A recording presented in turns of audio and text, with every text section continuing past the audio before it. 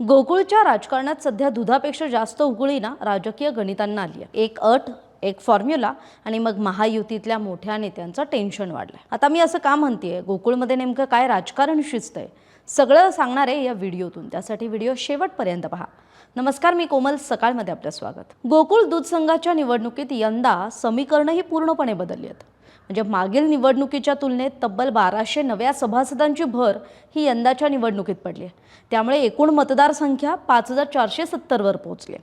त्यामुळे प्रत्येक मत आणि प्रत्येक ठराव हा निर्णायक असणार आहे। या निवडणुकीत विजय मिळवायचा असेल तर कोणत्याही पॅनलला किमान 2800 मतांचा टप्पा गाठावा लागणार आहे। विशेष म्हणजे 25 संचालकांची पद आहेत। त्यामुळे प्रत्येक 150 ठरावांमागे एक उमेदवारी असा हा फॉर्म्युला चर्चेत आलाय। आणि हीच खेळी केली आहे ते म्हणजे राज्याचे वैद्यकीय शिक्षण मंत्री हसन मुश्रीफ यांनी। आणि महायुतीच्या नेत्यांना सुद्धा त्यांनी कोंडीत पकडलंय। आता मुश्रीफांनी स्पष्ट अट मांडल्याची चर्चा आहे, ते म्हणजे ज्याच्याकडे जितके ठराव त्याला तितक्याच जागा। म्हणजेच 150 ठराव इज इक्वल टू एक उमेदवार। म्हणजे ज्याच्या मागे 150 ठराव त्याला एक उमेदवार। हा फॉर्म्युला लागू झाला तर कोंडी कुणाची होणार आहे?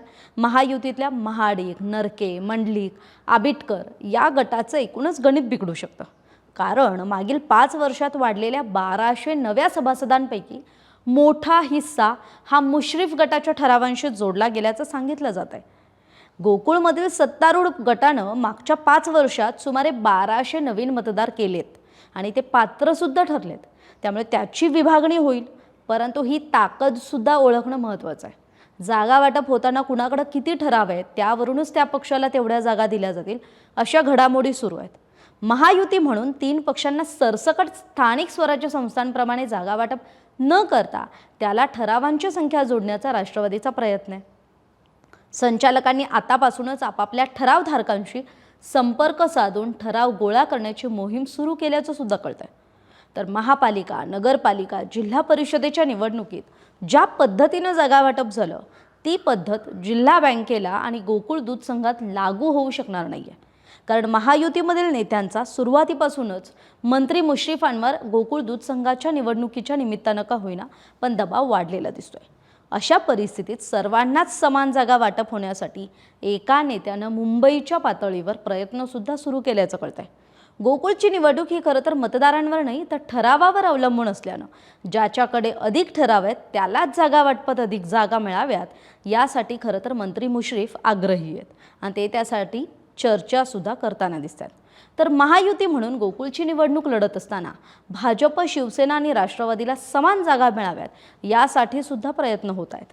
शिवाय येत्या 8 दिवसात गोकुळ दूध संघाच्या या निवडणुकीच्या पार्श्वभूमीवर मोठ्या घडामोडी घडण्याची सुद्धा शक्यता आहे।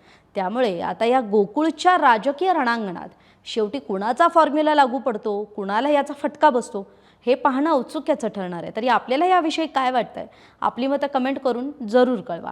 धन्यवाद। महाराष्ट्रातील सर्व बातम्यांचे विश्वासार्ह व्यासपीठ, सकाळच्या सर्व सोशल मीडिया प्लॅटफॉर्मला लाईक, फॉलो आणि सबस्क्राईब करा। तसंच सर्व नोटिफिकेशनसाठी बेल आयकॉन प्रेस करायला विसरू नका।